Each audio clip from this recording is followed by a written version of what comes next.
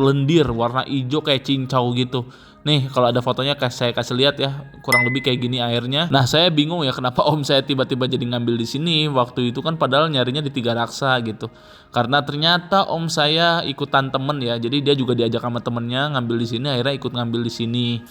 Nah tuh ya sampai belakang-belakang, dulu sih belakang-belakang ini belum ada, sekarang sampai belakang-belakang lihat luas banget ya. Bener-bener luar biasa ini perkembangannya dari perumahan ini ya. Nah, om saya ini ngambil di cicilan kalau nggak salah 20 tahun atau 25 tahun gitu.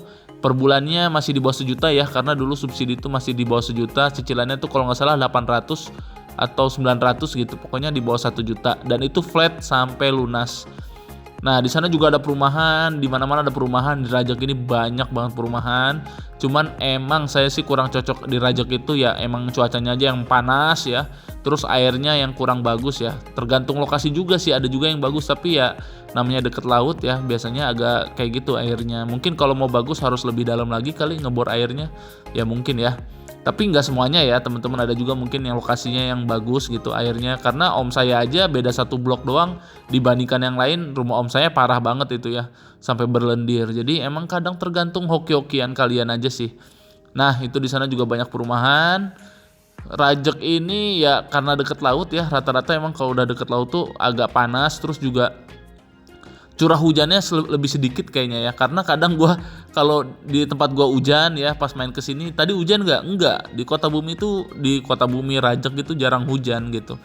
Tapi ya tergantung ya, kadang juga mungkin di sini hujan di kita enggak, tapi curah hujannya kayaknya lebih dikit gitu ya.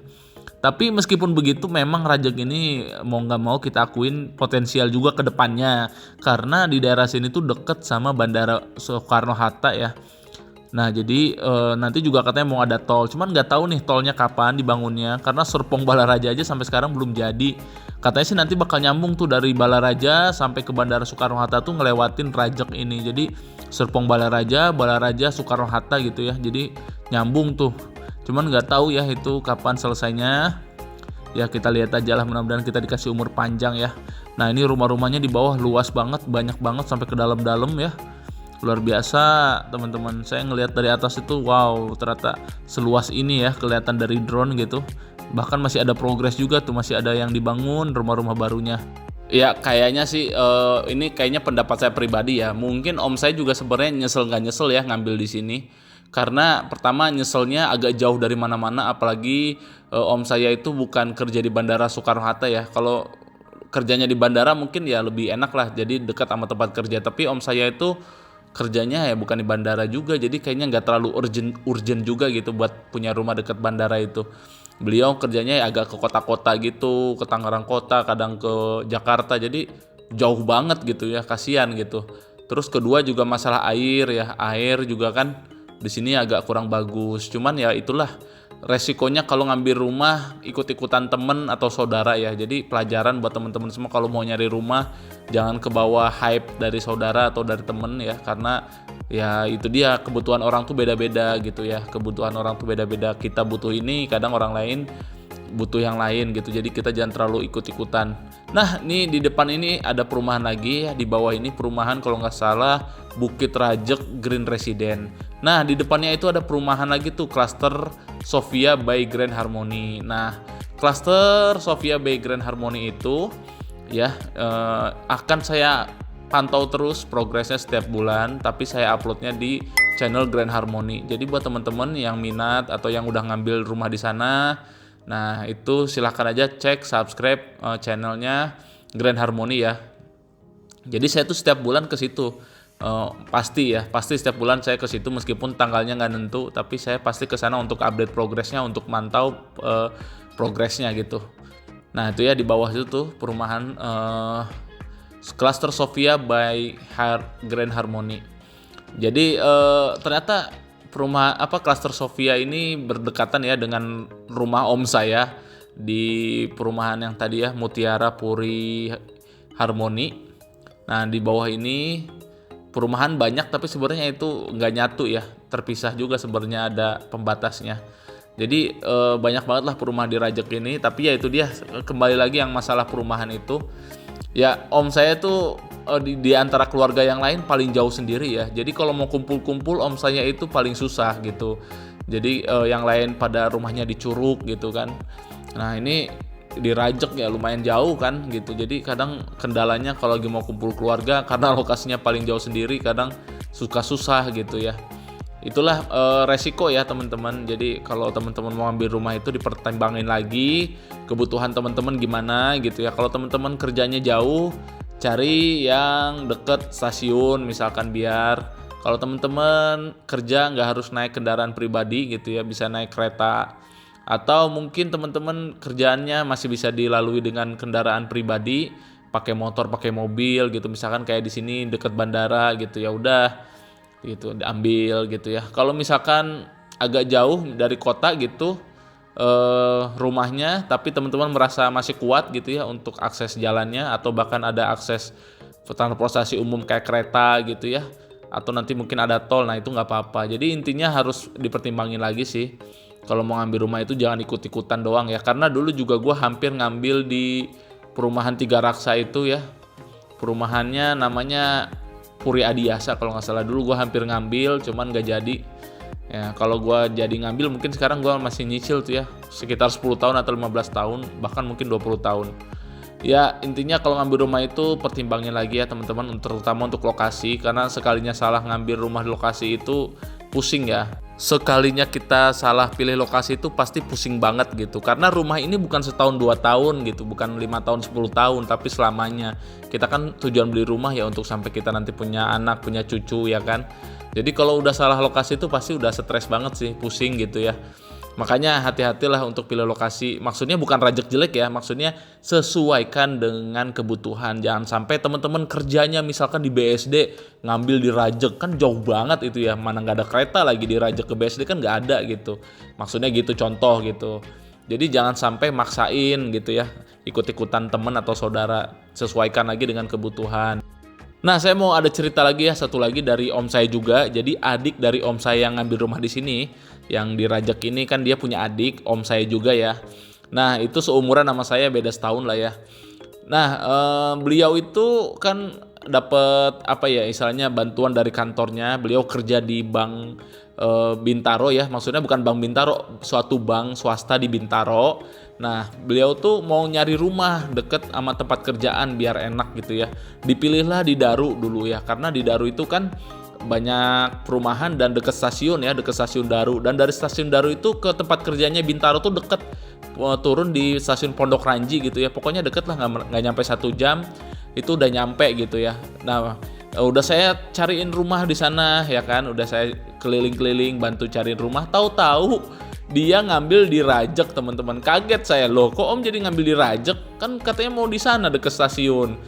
Ya iya katanya, ternyata karena itu dia lagi-lagi terpengaruh sama kakaknya, omnya yang di sini itu. Jadi curhat gitu kan, mau nyari rumah. Ya udah di Rajek aja, sini bagus gini-gini. Akhirnya dicariin di Rajek, ujung-ujungnya malah jadi beli di Rajek ya. Otomatis ya tempat kerjanya di Bintaro, rumahnya di Rajek. Pernah sekali nyobain, pulang pergi langsung tipes. Langsung tipes teman-teman, langsung sakit ya kan. Makanya itulah kalau ngambil rumah tuh jangan kata saudara, jangan kata temen gitu.